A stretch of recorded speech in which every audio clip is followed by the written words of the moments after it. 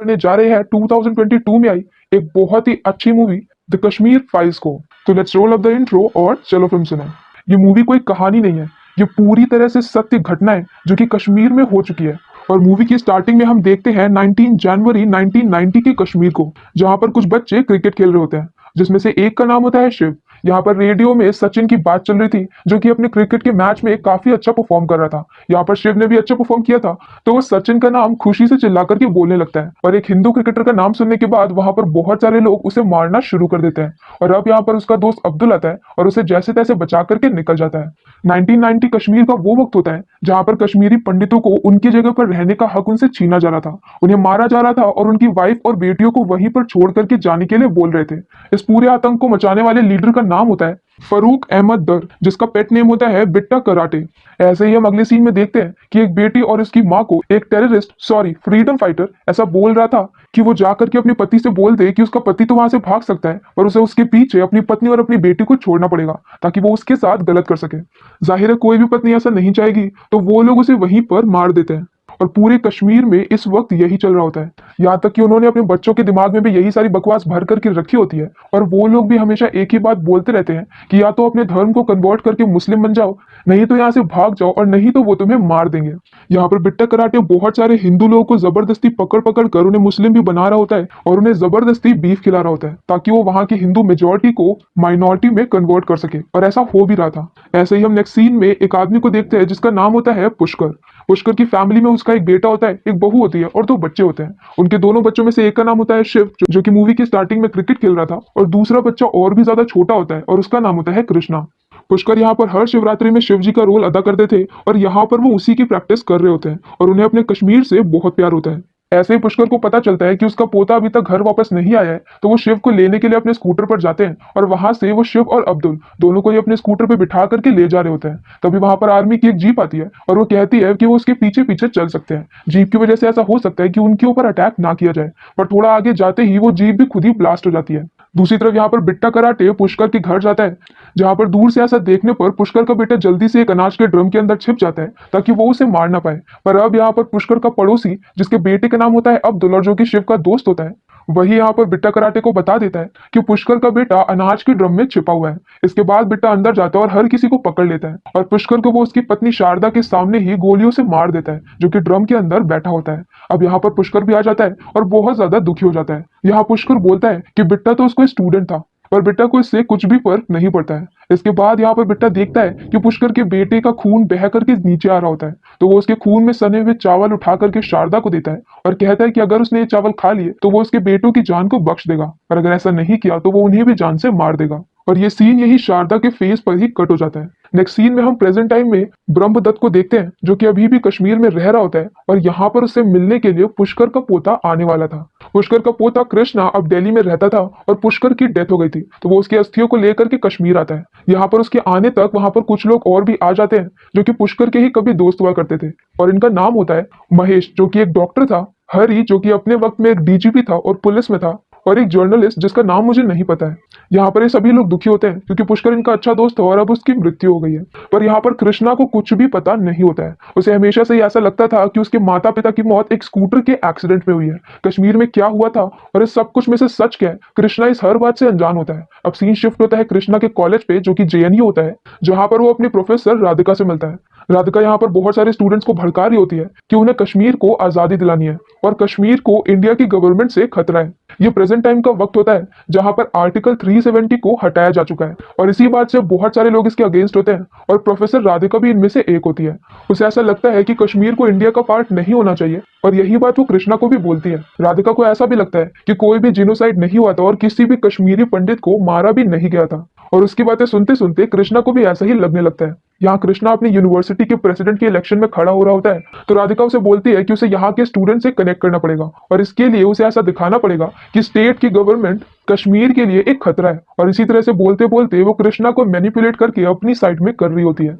और अब scene shift होता है पास्ट में 1989 में। इस मूवी में कई बार सीन प्रेजेंट और पास्ट में शिफ्ट हुआ है, तो आपको सब कुछ ध्यान से सुनना पड़ेगा। यहाँ पास्ट में ब्रह्मदत्त एक आईएएस ऑफिसर होता है और उसके पास पुष्कर हेल्प के लिए आता है, क्योंकि ब्रह्मदत्त उसका दोस्त होता है। वो यहाँ पर उसे बोलता है कि बहुत सारे लोगों को प्रोटेक्शन की जरूरत है और उसके अपने बेटे का नाम लिस्ट में है, मतलब कि उसके बेटे को बिट्टा कराटे ने हिंदुस्तान का मुखबिर बता दिया है और इसलिए वो उसे मार सकता है। ये सुनने के बाद ब्रह्मदत्त बोलता है कि वो उसके लिए सिक्योरिटी का इंतजाम कर लेगा। इसके बाद ये लोग पुष्कर के घर की तरफ निकलते हैं, जहां पर पुष्कर रास्ते में सब्जी खरीदने के लिए रुकता है। यहाँ पर जब वो 100 रुपए की इंडियन करेंसी वाली नोट देता है, तो वो सब्जी वाला उसको रिटर्न में पाकिस्तानी करेंसी की नोट देता है और ऐसा करने पर वो ये बोलता है कि तुम जिस कंट्री में रहोगे तुम्हें वहीं की नोट मिलेगी। मतलब कि कश्मीर के वो लोग ऐसा मान चुके थे कि कश्मीर पाकिस्तान का है और वहां पर पाकिस्तान की ही करेंसी चलनी चाहिए। ये देखने के बाद ब्रह्मदत्त उसे तुरंत ही पुलिस वालों से पकड़वा करके जेल में डलवा देता है और वो लोग वहां से आगे निकल जाते हैं। नेक्स्ट सीन में ऐसे ही ब्रह्मदत्त कहीं जा रहा होता है, तो वो देखता है कि बहुत सारी मुस्लिम औरतें हिंदू औरतों के खाने का सामान फेंक रही होती हैं और ब्रह्मदत्त भी यहाँ पर उस वक्त इस चीज पर कुछ भी नहीं कर पाता है। इस सब के लिए ब्रह्मदत्त ने पीएम से बात करने की भी कोशिश करी थी, पर यहाँ पर पीएम भी उसे ऐसा बोलते हैं कि कश्मीर के सीएम के साथ उनकी बहुत अच्छी दोस्ती है, इसीलिए अगर वो कश्मीरी पंडितों के लिए कुछ भी करते हैं तो इससे उनकी फ्रेंडशिप खराब हो जाएगी। और अब नेक्स्ट सीन में हम देखते हैं कि कुछ एयरफोर्स ऑफिसर खड़े होते हैं जो कि ब्रह्मदत्त के घर के पास में ही होते हैं कि तभी वहां पर अचानक से कुछ ऐसे ही टेररिस्ट सॉरी फ्रीडम फाइटर आ जाते हैं जो उन्हें शूट करके मार देते हैं। और वहां पर खड़े हुए पुलिस ऑफिसर कुछ भी नहीं करते हैं, क्योंकि वहां के बहुत सारे पुलिस ऑफिसर भी इसी तरह से उन लोगों के सपोर्ट में होते हैं जो कि यहाँ पर हिंदुओं को मार रहे थे। इसके बाद नेक्स्ट सीन में ब्रह्मदत्त यहाँ पर सीएम से बात करने के लिए जाता है, जहां पर सीएम उसे ही जिम्मेदार ठहराने लगते हैं और कहते हैं कि वो आईएएस ऑफिसर है और यहाँ पर शांति वगैरह देखना उसका काम है। वो उसे समझाने की कोशिश करता है कि उसकी बात नहीं मानी जा रही है और वो कोई भी ऑर्डर को पास करता है तो खुद उस सीएम के लोग उस ऑर्डर को रोक देते हैं और साथ में ही ऐसे आतंक मचाने वाले लोगों को उसी की पार्टी फंड कर रही है। पर सीएम यहाँ पर उसकी बातों पर जरा भी ध्यान नहीं देता है और अब हम सामने देखते हैं तो वहां पर बिट्टा कराटे खड़ा होता है, तो मतलब कि खुद सीएम भी बिट्टा कराटे के साथ ही मिला हुआ है। और अब यहाँ से ब्रह्मदत्त चाहते हुए भी कुछ नहीं कर सकता है, क्योंकि पूरी पॉलिटिक्स ही उनके साथ मिली हुई है। और अब सीन शिफ्ट होता है प्रेजेंट टाइम में, जहां पर सभी लोग साथ में बैठे होते हैं कि तभी वहां पर ब्रह्मदत्त की वाइफ कृष्णा को उसके मम्मी पापा की फोटो दिखाती है, क्योंकि अभी तक कृष्णा ने अपने माँ बाप की फोटो भी नहीं देखी थी, क्योंकि जिस वक्त वो लोग वहां से भागे थे उस वक्त उनके पास इतना वक्त नहीं होता है कि वो अपने साथ कुछ सामान को भी ले सके। अब यहाँ पर ब्रह्मदत्त जेनोसाइड के बारे में कुछ बोलता है, तभी वहां पर कृष्णा बोलता है कि कोई भी जेनोसाइड नहीं हुआ था, ये सब कुछ एक डर्टी पॉलिटिक्स थी और उस रात 5 लाख कश्मीरी पंडित नहीं बल्कि सिर्फ 2 लाख कश्मीरी पंडित ही निकले थे और उन्हें मारने वाले भी आर्मी के लोग थे।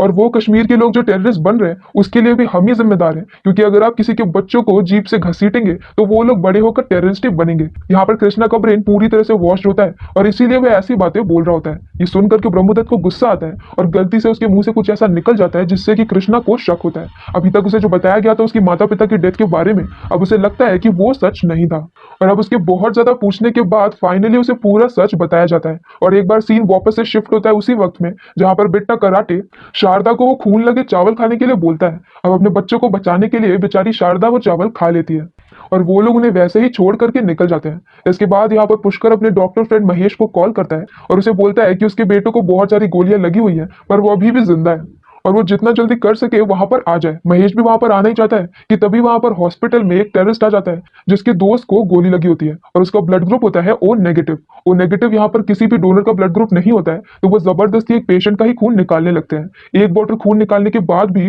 वो जानबूझकर और ज्यादा खून निकाल रहे होते हैं ताकि उस पेशेंट की वहीं पर डेथ हो जाए और ये खून भी बॉटल से निकल करके जमीन पर गिर करके वेस्ट हो रहा होता है और इसी तरह से उस बेचारे मरीज की भी डेथ हो जाती है और महेश भी पुष्कर के पास नहीं पहुंच पाता है और पुष्कर के बेटे की भी मृत्यु हो जाती है।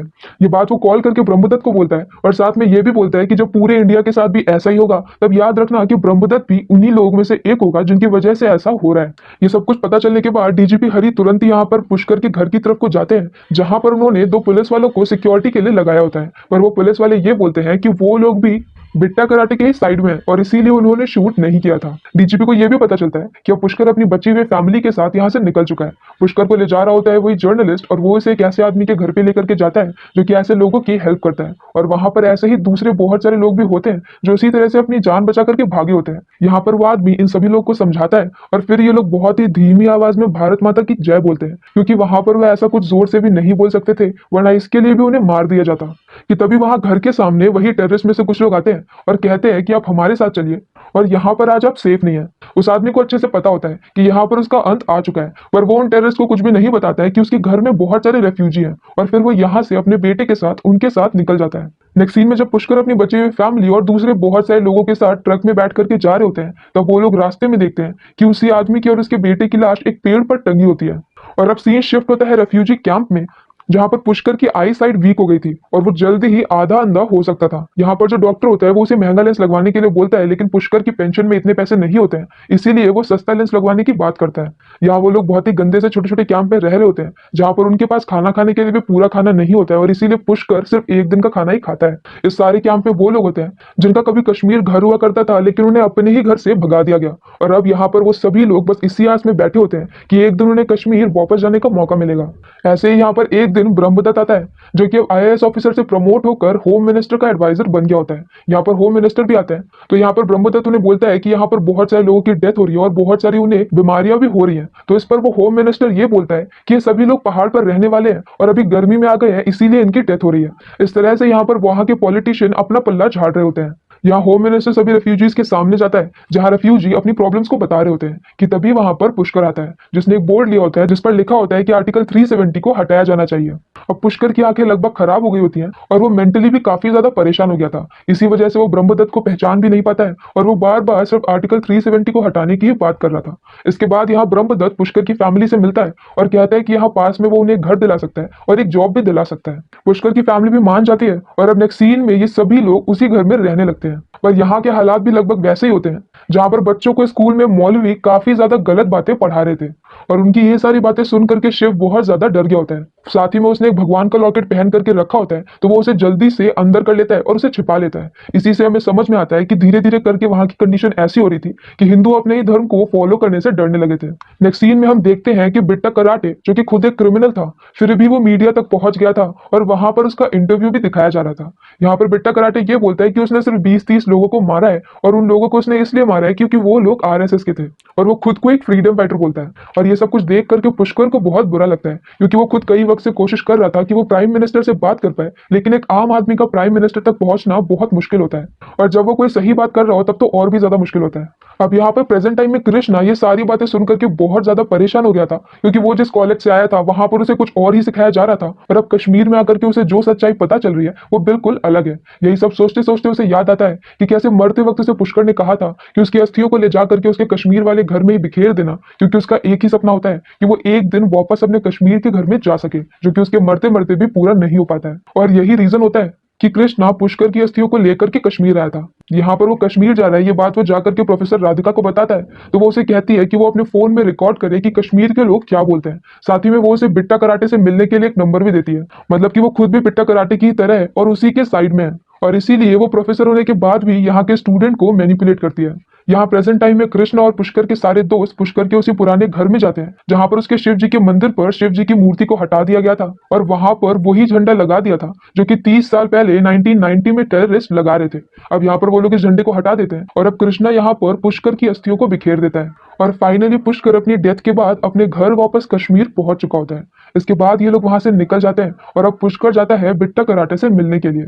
यहाँ पर जिस बोट में वो बैठता है उस बोट को चलाने वाला अब्दुल होता है। अब्दुल वही शिव का दोस्त। यहाँ पर अब्दुल उसे बोलता है कि वो फोन में रिकॉर्ड करे और फिर अब्दुल बोलता है कि वो कभी भी कश्मीरी पंडितों के अगेंस्ट में नहीं था और साथ में उसके पिता तो कश्मीरी पंडित के अच्छे दोस्त थे। उसके पड़ोसी एक कश्मीरी पंडित थे जिनका बेटा शिव उसका दोस्त था और जब वो लोग वहां से भाग रहे थे तब उसके पिता ने उन लोगों की काफी ज्यादा हेल्प की थी, जो कि बिल्कुल ही झूठ होता है और हमें ये बात पता है क्योंकि बिट्टा कराटे को अब्दुल के पिता ने बताया था कि पुष्कर का बेटा अनाज के ड्रम में छिपा हुआ है, तो वो तो उसकी हेल्प नहीं कर सकता। यहाँ पर हमें ये समझ में आता है कि उस वक्त अब्दुल तो छोटा था, तो हो सकता है कि उसे पूरा सच ना पता हो और बड़े होते होते उसके पिता ने उसे यही सब कुछ सिखा दिया हो कि उन्होंने उसे हेल्प की थी और कश्मीरी पंडित अपनी मर्जी से ही भाग रहे थे। अब यहाँ पर कृष्णा बिट्टा कराटे से मिलता है, जहाँ पर बिट्टा कराटे भी यही बोलता है कि उसने किसी को भी नहीं मारा था और कश्मीरी पंडित खुद ही ये जगह छोड़ करके जा रहे थे और उन्हें मारने वाले आर्मी ऑफिसर्स थे। और वो यहाँ पर अपना कंपैरिजन भगत सिंह, राजगुरु और सुखदेव जैसे बड़े बड़े फ्रीडम फाइटर से कर देता है। और ये सब कुछ सुनने के बाद एक बार फिर से कृष्णा को यही लगता है कि जो वो कह रहा है वो सही है और इसी बात पर जाकर के वो ब्रह्मदत्त से झगड़ा भी करता है। वो उसे कहता है कि ऐसा कुछ भी नहीं हुआ था, मतलब कि कोई भी जीनोसाइड नहीं हुआ था। और कश्मीरी पंडितों को मारने वाले आर्मी के ऑफिसर्स थे। ये सुनने के बाद अब ब्रह्मदत्त को बहुत गुस्सा आता है और वो उसे 3 फाइल दिखाता है। इन 3 फाइल में आज तक जितनी भी न्यूज निकली होती है कश्मीरी पंडितों के साथ क्या हुआ है इसके बारे में उसने सबके कटआउट चिपका करके रखे होते हैं। और ये सब कुछ देखने के बाद फाइनली कृष्णा को समझ में आता है कि रियलिटी में उनके साथ क्या हुआ था। यहाँ पर उसकी माँ शारदा और उसके भाई शिव की भी फोटो होती है जिसे कि बिट्टा कराटे ने ही मार दिया था। और अब यहाँ से सीन शिफ्ट होता है दोबारा से उसकी यूनिवर्सिटी में जहाँ पर अब वो वापस आ चुका था। और यहाँ पर प्रोफेसर राधिका प्रॉपर एक सॉन्ग गा रही थी जो सभी स्टूडेंट को कश्मीर को लेकर के मिसगाइड कर रहा है। लेकिन जब आप कोई भी बातें किसी गाने में सुनते हैं तो जाहिर है कि वो आपको याद रह जाती है और इसी तरीके से स्टूडेंट को मिसगाइड रियल में भी किया जाता है। यहाँ पर कृष्णा को देखने पर प्रोफेसर राधिका को लगता है कि अब वो उसी के साइड में बोलेगा तो वो उसे माइक दे देती है और स्पीच बोलने के लिए कहती है। और अब यहाँ पर कृष्णा बोलता है कि बहुत सालों पहले एक ऋषि मुनि कश्मीर गए थे जिनका नाम था ऋषि कश्यप और वहां पर जाकर के उन्होंने बहुत वक्त तक साधना की थी जिसके बाद उन्हें ज्ञान मिला और उन्हीं के नाम पर इस स्टेट का नाम कश्मीर पड़ा। ऐसे ही करते करते बहुत सारे ऋषि मुनि और बहुत सारे ज्ञानी लोग कश्मीर में गए और वहां पर उन्होंने रिसर्च की और इसी तरह से बहुत सारे पंडितों ने मिलकर के कश्मीर को बसाया। पर एक दिन वहां पर कुछ इस्लामिक आए जो कि शुरू में तो वहां पर शरण लेने के लिए आए थे और कश्मीरी पंडितों ने उन्हें रहने भी दिया और धीरे धीरे करके उन्हें पता चला कि कश्मीर कितना ज्यादा खास है और फिर उन्होंने वहां पर कश्मीरी पंडितों के ऊपर अटैक करना शुरू कर दिया। उन्होंने कश्मीरी पंडितों को मारा, उन्हें जबरदस्ती कलमा पढ़वाया और उन्हें बीफ खिलाया, उनकी बेटी और उनकी वाइफ के साथ रेप किया और इसी तरह से धीरे धीरे उन्होंने मेजोरिटी में रहने वाले कश्मीरी पंडित को वहां पर माइनॉरिटी में बना दिया और 5 लाख कश्मीरी पंडित वहां से भाग गए। आज हमारे पास तो पूरी पूरी आजादी है कि हम यहाँ से अपने घर जा सकते हैं और कोई हमें रोक नहीं सकता अपने घर जाने के लिए। लेकिन कश्मीरी पंडितों को उनके घर से निकाल करके भगा दिया गया और अब वो अपने घर भी नहीं जा सकते थे। उसकी इस पूरी स्पीच में कई बार लोगों ने उसे रोकने की कोशिश भी की पर अब कृष्णा को सच समझ में आ गया था और वो इसीलिए बिना रुके बोलता रहा। अब उसने अपनी माँ की और अपने भाई की भी पूरी स्टोरी सुनाई और इसी के एंड में ये सीन यहीं पर कट हो जाता है और नेक्स्ट सीन में हम पास्ट में उसी जगह को देखते हैं जहां पर पुष्कर अपनी बची हुई फैमिली के साथ रह रहा होता है। एक दिन यहाँ पर बिट्टा कराटे आता है और वो यहाँ पर आर्मी की ड्रेस पहनकर आता है। वो यहाँ पर बचे हुए आर्मी ऑफिसर से बोलता है कि उनकी ड्यूटी शिफ्ट हो गई है। इसी के साथ वो वहां के पूरे आर्मी के एरिया पर कब्जा कर लेता है और फिर वो लोग यहाँ पर शारदा को और हर किसी को मार देते हैं। ये सीन बहुत ही ज्यादा कड़वे सच और इमोशनल वाला होता है तो इसे एक्सप्लेन करना या फिर देखना काफी ज्यादा मुश्किल होगा। और यही इस मूवी का लास्ट सीन होता है जहां पर सारे बचे हुए कश्मीरी पंडित भी मारे जा रहे थे। तो अगर आप लोगों को कश्मीरी पंडित के साइड से सारा सच देखना है तो प्लीज एक बार इस मूवी को जरूर देखिएगा। तो मिलते हैं